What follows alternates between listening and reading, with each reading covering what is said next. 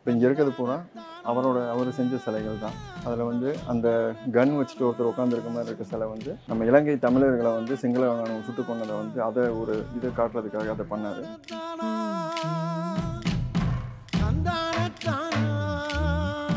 இதே சங்கராச்சாரியாரை வந்து ஒரு தடவை அவரோட இதில் அரெஸ்ட் பண்ணப்போ இப்போ இயேசு எப்படி தப்பே பண்ணாமல் சிலுவை தூக்கிட்டு சமந்தாரோ அந்த மாதிரி அவர் அந்த இதை திரிசூலத்தை தூக்கிட்டு சமக்கிற மாதிரி அந்த இது பண்ணார். கல்பனா சாவ்லா அவங்க இறந்தப்போ அவங்களோட நினைவாக பண்ணிட்டு கீழே பண்ணியிருப்பார், நீ வந்து நட்சத்திரத்தை குறி வைத்தால் அட்லீஸ்ட்டு நட்சத்திரத்தைவாது அடைவாய் அப்படின்னு சொல்லி அதை ஒரு வாசகத்தோடு போட்டு செஞ்சுருக்காரு அந்த சிலை.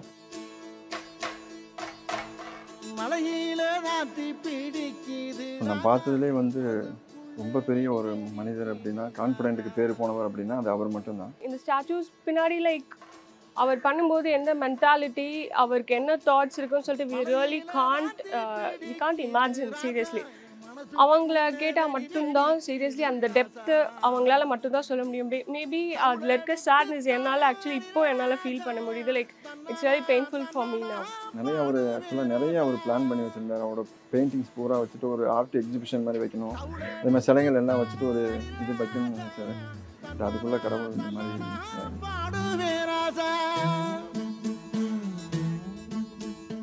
தந்தானத்தானா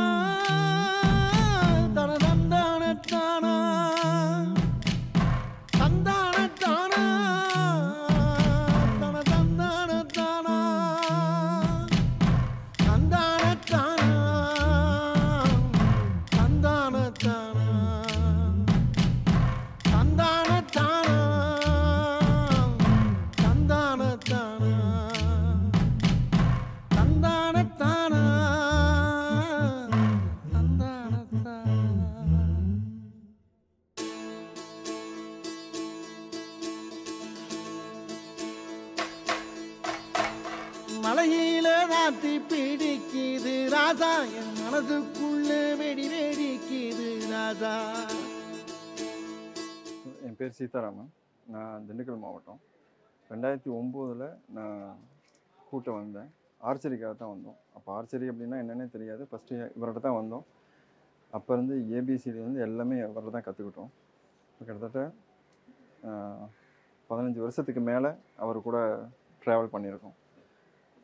நான் பார்த்ததுலேயே வந்து ரொம்ப பெரிய ஒரு மனிதர் அப்படின்னா, கான்ஃபிடென்ட்டுக்கு பேர் போனவர் அப்படின்னா அது அவர் மட்டும்தான்.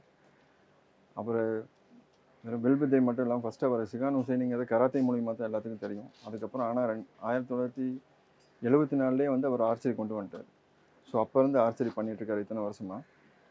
அதுவும் இல்லாமல் பல திறமைகள் இருக்குது. ஒருத்தரை பார்த்து அப்படியே அவங்கள வரைகிறது, அதே மாதிரி சிற்பம் செய்கிறது, ஓவியம் வரைகிறது, இந்த மாதிரி எல்லாமே வந்து நிறைய திறமைகள் அவர்கிட்ட இருக்குது. பாட்டு பாடுற திறமை, நடிகர், அது எல்லாத்துக்குமே தெரியும். அந்த திறமை எல்லாமே அவர்கிட்ட இருக்குது. இப்போ இங்கே இருக்கிறது பூரா அவர் செஞ்ச சிலைகள் தான். அதில் வந்து அந்த கன் வச்சுட்டு ஒருத்தர் உட்காந்துருக்க மாதிரி இருக்க சிலை வந்து நம்ம இலங்கை தமிழர்களை வந்து சிங்கள ராணுவம் சுட்டு கொண்டதை வந்து அதை ஒரு இதை காட்டுறதுக்காக அதை பண்ணார். அவர் வந்து இலங்கை தமிழர் அப்போ இருந்தே வந்து பொதுவாகவே தமிழர்கள்னு சொல்லி அவரோட இப்போ குறிக்கோள என்னென்னா, ஒலிம்பிக்கில் ஒரு தமிழன் வந்து Olympic medal, first Olympic medal வில்வித்தையில் வாங்கணுங்கிறது தான் அவரோட பெரிய ஆசை. அது இலங்கை தமிழருக்காக அந்த எடுத்தது. அடுத்து இதே சங்கராச்சாரியாரை வந்து ஒரு தடவை அவரோட இதில் அரெஸ்ட் பண்ணப்போ இப்போ இயேசு எப்படி தப்பே பண்ணாமல் சிலுவை தூக்கிட்டு சமந்தாரோ அந்த மாதிரி அவர் அந்த இதை திரிசூலத்தை தூக்கிட்டு சமக்கிற மாதிரி அந்த இது பண்ணார்.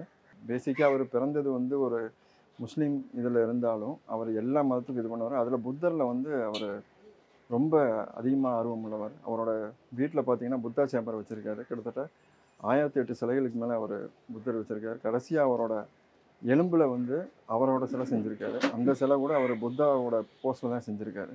எல்லா மதத்துகளையும் இருக்கிறதுனால தப்பே இல்லாமல் ஒருத்தர் மேலே தப்பு சொல்கிறாங்கிறதுனால அவர் அந்த மாதிரி பண்ணியிருக்காரு. அடுத்து கல்பனா சாவ்லா அவங்க இறந்தப்போ அவங்களோட நினைவாக பண்ணிவிட்டு கீழே பண்ணியிருப்பார், நீ வந்து நட்சத்திரத்தை குறி வைத்தால் அட்லீஸ்ட்டு நட்சத்திரத்தைவாது அடைவாய் அப்படின்னு சொல்லி அதை ஒரு வாசகத்தோடு போட்டு செஞ்சுருக்காரு அந்த சிலை. அவர் வந்து எல்லா துறையிலையும் வந்து இருக்கும். அவர் புக்ஸ் பார்த்திங்கன்னா ஒரு பெரிய லைப்ரரியே இருக்கும். நிறைய புக்ஸ் நிறைய பேருக்கு கொடுத்துருக்காரு.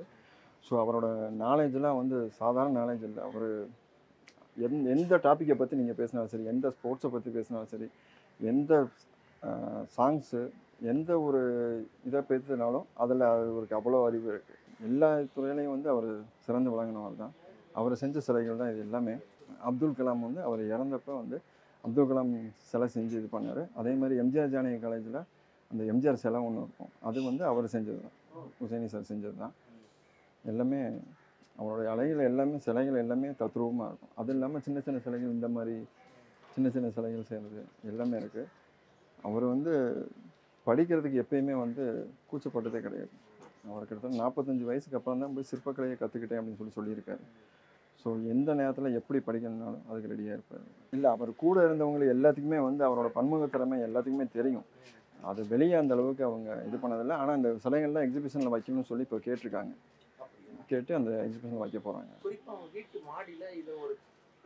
இல்லை, மக்கள் எல்லாம் தெரிஞ்சுக்கணும் பார்க்கணுங்கிறதுக்காக தான் நிறைய அவர் பிளான் பண்ணி வச்சுருந்தார். அவரோட பெயிண்டிங்ஸ் பூரா வச்சுட்டு ஒரு ஆர்ட் எக்ஸிபிஷன் மாதிரி வைக்கணும், அதே மாதிரி சிலைகள் எல்லாம் வச்சுட்டு ஒரு இது வைக்கணும்னு நினைச்சாரு. பட் அதுக்குள்ளே கடவுள் இந்த மாதிரி ஆயிடுச்சு. இந்த சிலை மட்டும் இல்லை, ஒவ்வொரு பசங்களோட திறமையிலையும் அவர் வாழ்ந்துட்டுருக்காரு. ஏன்னா எல்லாமே வந்து அவர்கிட்டருந்து நாங்கள் கற்றுக்கிட்ட திறமை தான். எங்கள் மூலிமா மற்ற பசங்களுக்கு போகிறதுனால ஒவ்வொரு பசங்களோட திறமையிலையும் அவர் வாழ்ந்துட்டுருக்காரு. ஒவ்வொரு மெடல்லையும் அவருக்கு பங்கு இருக்குது. ஸோ சொல்ல மாதிரி நம்ம மறைஞ்சாலும் நம்ம விட்டுட்டு போன இதுகள்லாம் மறையாதுன்னு சொல்லுவாங்க. ஸோ அதனால் அவர் ஒவ்வொரு சிலை மட்டும் இல்லை, ஒவ்வொரு எழுத்துமே வந்து அவரை ஞாபகப்படுத்திகிட்டே இருக்கும். எப்பவுமே மாடிக்கு வந்து இதெல்லாம் பார்த்து இயந்ததுலாம் உண்டா? அது நிறைய தடவை நான் இங்கே வந்திருக்கேன் சார். நம்ம ஃபஸ்ட்டு என்னோடய ட்ரைனிங்கே இங்கே தான் நான் தங்கி பண்ணேன். நான் இந்த ஸ்டாச்சு பார்க்கும்போது இட்ஸ் லைக் நம்மளால் ஒரு ஏஜ் வரைக்கும் like college and then schooling அது முடிக்கிறதுக்கே டிஃபிகல்ட்டிஸ் இருக்கும். பட் ஹீ இஸ் லைக் அவங்க அவ்வளோ பேஷனேட் அண்ட் தென் வந்து ஒரு ஆர்ட்டுமே கற்றுக்கிறதுக்கு இத்தனை வருஷம் நம்மளுக்கு ஆகும். பட் அவங்க வந்து லைக் டைம் கூட எடுக்காமல் லைக் தூங்காமல் ஸ்லீப்க்கு அவ்வளோ இம்பார்ட்டன்ஸ் இல்லாமல் அந்த டைம் கூட வேஸ்ட் பண்ணக்கூடாதுன்னு சொல்லிட்டு லைக் இத்தனை ஆர்ட்ஸ் கற்றுக்கணும், லைக் லைஃப்பில் இந்த லெவலில் ரீச் பண்ணணும், அந்த டெப்த்து அவங்களால மட்டும்தான் ஐ திங்க் எனக்கு தெரிஞ்சு கொடுக்க முடியும்னு நினைக்கிறேன். சீரியஸ்லி இந்த ஸ்டாச்சூஸ் பின்னாடி லைக் அவர் பண்ணும்போது எந்த மென்டாலிட்டி, அவருக்கு என்ன தாட்ஸ் இருக்குன்னு சொல்லிட்டு வி காண்ட் இமேஜின். சீரியஸ்லி அவங்கள கேட்டால் மட்டும்தான் சீரியஸ்லி அந்த டெப்த்து அவங்களால மட்டும்தான் சொல்ல முடியும். மேபி அதில் இருக்க சேட்னஸ் என்னால் ஆக்சுவலி என்னால் ஃபீல் பண்ண முடியுது. Like it's very painful for me now. நம்ம வந்து அவரை மாதிரி ஃபைன் பண்ணுறது இதுக்கு மேலே இந்த ஜென்ரேஷனில் it's bit difficult because his words and his aura was so magical, and then his words are something very unique, and it looks like very deep.